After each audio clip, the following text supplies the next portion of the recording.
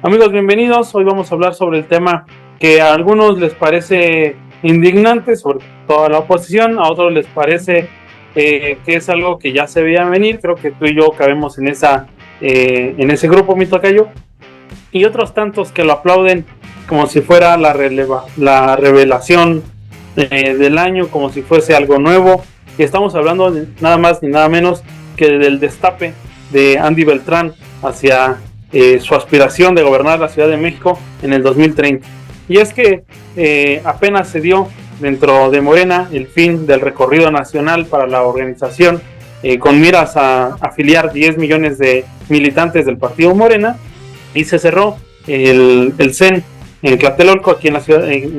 de México. Y pues bueno, se empezó a hablar y empezaron a hablar ya abiertamente Andy Beltrán sobre su preocupación por seguir la continuación del segundo piso de la 4T, sobre el bienestar de la Ciudad de México, y estas palabras claves que hablan sobre la continuidad del legado de su padre en la cuestión de Morena, en la cuestión política, y que ya se está perfilando y ya lo está hablando abiertamente sobre él aspirar a un cargo de elección popular. Un cargo de elección popular que básicamente nunca ha tenido, mi tocayo, que básicamente el papá López Obrador ha tenido o los mantuvo a la distancia, aunque no quiere decir que inactivos, sino que los mantuvo a distancia de reflectores, de cargos políticos, en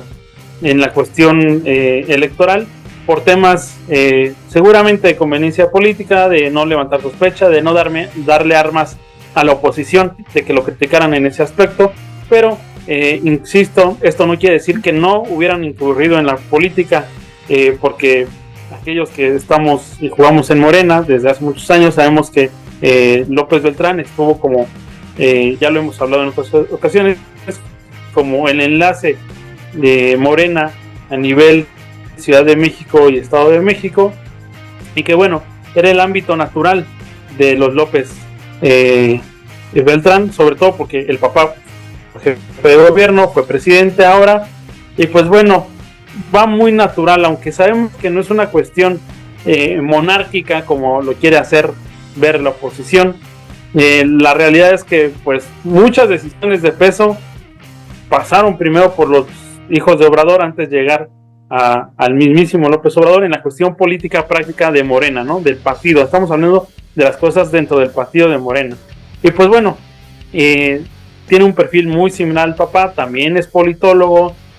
no tiene el carisma del papá porque es avasallador el carisma de López Obrador, ni el imán de las masas que tenía el papá, pero sí va a tener mucho de los leales de una nueva generación, y eso creo que es algo a apuntar, que es significativo del relevo generacional, porque pues estamos hablando de que está Rafael Barajas ahí del Instituto Nacional de Formación Política dándole segunda, está también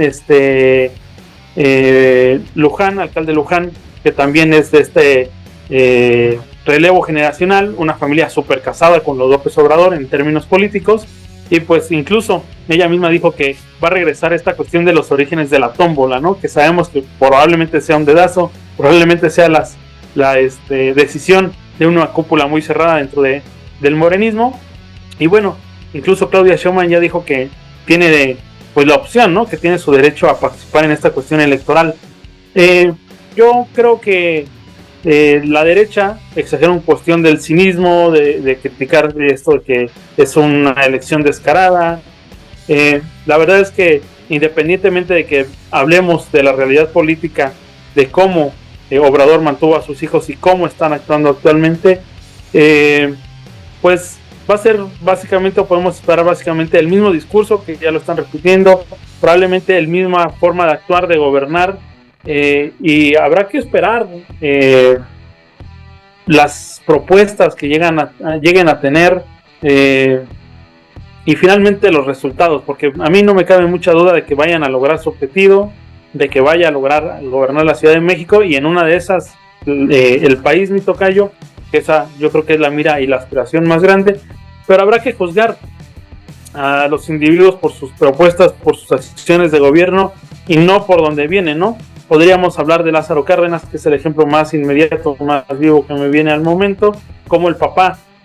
es una figura histórica y como el hijo pues se quedó corto en muchos aspectos, ¿no? A pesar de que tenía esta herencia política del cardenismo, ahora tiene López Beltrán la herencia del obradorismo. Vamos a ver si está a la talla del papá, si la figura, la sombra le pesa mucho y se queda corto, igual que Cuauhtémoc Cárdenas. Entonces, pues aquí lo único que yo creería que debemos hacer es esperar los resultados, aunque la verdad probablemente sea muy, muy similar a lo que está haciendo Claudia Sheinbaum y muy similar a lo que hizo López Obrador. Pero mi tocayo, ¿qué opinas de tu colega el politólogo López Beltrán? Pues mi colega tiene una gran marca que puede explotar en términos de carrera política. En México son pocos los apellidos que tienen un peso político importante. Acabas de dar el primer ejemplo de Cárdenas, a pesar de que el hijo no tenía ni el carisma ni el grado de cercanía política como así lo tuvo su padre cuando ejerció la presidencia de la República del 34 a 1940. Ese peso de la figura histórica que representó el expresidente Cárdenas influyó para que Cuauhtémoc Cárdenas pudiera aglutinar a todas las fuerzas políticas de izquierda, a los grupos nacionalistas del PRI que se oponían a la implementación de políticas neoliberales dentro del partido más importante y dominante que se tuvo durante el siglo XX, que era el PRI, y sirvió para que se convirtiera en capital político y le alcanzara para competir en 3 elecciones presidenciales, pudiera ser como que el líder histórico, el primer caudillo que tuvieron las fuerzas políticas partidistas institucionalizadas, y eso es lo que también le puede pasar al hijo de López Obrador. Hemos hablado de cómo la marca López Obradorista de Morena o la marca López Obradorista de ser simpatizante de AMLO o de López Obrador le da mucho peso político y puede lavar la mala imagen de políticos en términos de reputación, en términos de prestigio, en términos de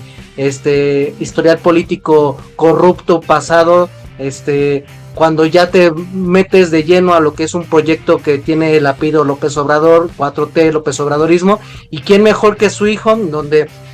le hace falta la parte de darle el expertise administrativo, y eso es lo que ya lo dio en su declaración de intenciones en el evento que tú describías, de que él es tabasqueño de nacimiento, pero que le debe todo a la Ciudad de México, y evidentemente la capital de la República Mexicana es la capital por excelencia del López Obradorismo político. La esencia que se tiene de Andrés Manuel como jefe de gobierno pesa mucho, a pesar de que ya pasaron 3 gobiernos después de que él dejó el poder en el año 2006. Sin duda pesa todavía más el ejercicio del poder político que tuvo al frente de la presidencia del 2012 al 2018.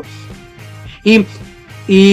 Andrés Manuel López Beltrán ya durante prácticamente más de 18 años construyó esas redes de poder partidista que su padre le permitió tener y que más adelante se conformaría en un partido político en el 2013. López Obrador Jr., Andrés Manuel López Beltrán, tenía prácticamente toda la parte operativa, organizativa y de enlace con él en lo que eran los grupos de poder que operaban en la Ciudad de México. Su otro hermano José Ramón era la parte operativa en el Estado de México y Gonzalo era el encargado de la parte operativa de los estados de Puebla y Tlaxcala. Si nos damos cuenta, en términos de muchos años de la creación de la institución partidista formal y la informal, Andrés Manuel López Beltrán ya tenía las redes de control, los círculos de acercamiento y esos hilos de conexión a nivel nacional y a nivel altiplano central y la Ciudad de México para lo que es una estructura de control partidista. Ahora formalmente es el coordinador de organización de este instituto partidista, pero previamente él ya tenía todos esos hilos de poder que a lo largo de los años fue formando cuando su papá estuvo construyendo el movimiento que operaba al interior del PRD, del PT y de Convergencia, después que se convirtió en Movimiento Ciudadano, que después se convirtió formalmente en partido político. Él sigue teniendo estos papeles operativos y ahora, como el representante formal, apenas el INE le acaba de dar la facultad de que él pueda tener la organización del número de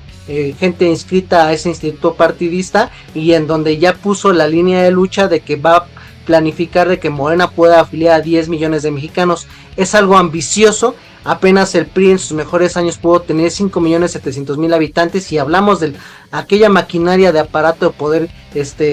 al servicio del presidente de la República, que era el PRI. No había diferencia entre el PRI y el gobierno, pero prácticamente podemos decir que era como una y vinculada a la otra. Pues ahora, con esta ambición de 10 millones de nuevos militantes que quieren tener en Morena, pues abre la posibilidad de que él va a tener la lógica de hacer campaña por todo el país, de que va a tener la capacidad de hacer alianzas políticas con grupos locales, estatales, regionales, y a la larga estas nuevas corrientes de afiliación para llegar a la meta de 10 millones van a ver la legitimidad de que el organizador de las nuevas afiliaciones y en términos de organización estructural del partido, pues van a ver ya abiertamente esa línea de herencia política de Andrés Manuel López Obrador a su hijo Andrés Manuel López Beltrán. Y no olvidemos algo muy importante: durante el sexenio del presidente Andrés Manuel López Obrador del 2012 al 2018, del 2018, perdón, al 2024, aunque no tuvieron cargos formales, sí se encargaron de la parte operativa de lo que fue la construcción y supervisión del Tren Maya, y también el otro hermano, Gonzalo, de la parte del istmo de Tehuantepec, del proyecto del corredor industrial, de la parte de la construcción de este ferrocarril que conecta el Océano Pacífico con el Océano Atlántico. Y ahora solo le falta el pie de su base de poder político en esa mesa que va a tener como candidato futuro a la presidencia en el 2036, al paso que vamos el hijo de López Obrador. Ya tiene las estructuras de control del poder partidista, es decir, la plataforma que te lleva al poder político para postularte a un cargo de elección popular. Ya tiene las redes de poder económico que operaron a lo largo del sexenio de su padre, es decir, tuvo enlace con los sectores empresariales más importantes de la construcción, de la transformación y obviamente de poderes financieros que estuvieron interviniendo en la construcción de lo que fue los dos proyectos emblema del López Obradorismo, que fue el Tren Maya o fue la parte de Sembrando Vida, o la parte de los programas sociales, o la parte de la construcción del tren del istmo en Tehuantepec y la zona industrial que van a hacer. Y ahora la siguiente pata de la toma del poder político de lo que va a ser ahora el hijo de López Obrador es darle un cargo de elección popular mediante la llegada de votos, y eso es apartar de una vez con 6 años de anticipación ser el siguiente candidato a jefe de gobierno. Y como veo que están las cosas en términos de la relación que tienen con la presidenta Claudia Sheinbaum y con la jefa de gobierno, es muy poco probable que López Obrador pierda el poder político en 6 años en Morena y se pueda asegurar que su hijo llegue a ser el siguiente candidato. Este fenómeno del López Obradorismo político de darle el poder a su hijo en vida, vamos a ver que está cada vez agarrando más forma, y evidentemente vamos a ver que en el año 2036 Andrés Manuel López Beltrán puede ser candidato presidenciable, pasando con la primera frontera en el 2030 de que se convierta en candidato a jefe de gobierno. Tiene hasta el momento todos los escenarios de guerra posible para lograr ese triunfo en político. Y bueno, pues vamos a comparar este ejemplo de cómo un actor político aprovecha la marca, la imagen de su padre para la construcción de su propia toma del poder político, y lo vamos a comparar con Colosio, porque Colosio prácticamente vive del apellido de la desgracia de su padre, que fue asesinado en el 1994, pero que no ha tenido esa habilidad política de construir estas redes de poder político partidista, estas redes de poder económico que ya tiene Andrés Manuel López Beltrán, y que el siguiente paso ahora es conseguir dentro de 6 años esas redes de poder popular a través de la llegada de su persona, a través de los votos, y evidentemente tener reflectores nacionales al ser un futuro jefe de gobierno y utilizar el segundo presupuesto más importante en términos de estados, tocayo. Así es, mi tocayo. Vamos a ver si no le cae la maldición de los grandes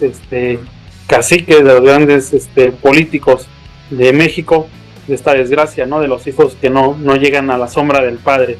Ya lo decías muy bien, habrá que ver cómo se desarrolla con el resto de fuerzas políticas. En la cuestión de Morena parece que ya está más que consolidado. Habrá que ver su relación con el PAN, el PRI, el resto de fuerzas políticas, y no olvidar también que en el mundo empresarial, pues ya lo dijiste, pues también está bastante bien vinculado y parece que está bastante sólido en esa cuestión. Vamos a ver cómo llega en unos años, cómo se organiza, y que no se desgaste su figura a través de estos 6 años que van a pasar para que oficialmente se lance hacia la gobernatura de la Ciudad de México. Al final, mis amigos, ustedes tienen la mejor opinión. Háganos saber qué opinan de López Beltrán, si va a llegar o no a la cuestión de la Ciudad de México y posiblemente a la silla presidencial. Compartan este video con quien creen que les pueda gustar, y nos vemos la próxima ocasión.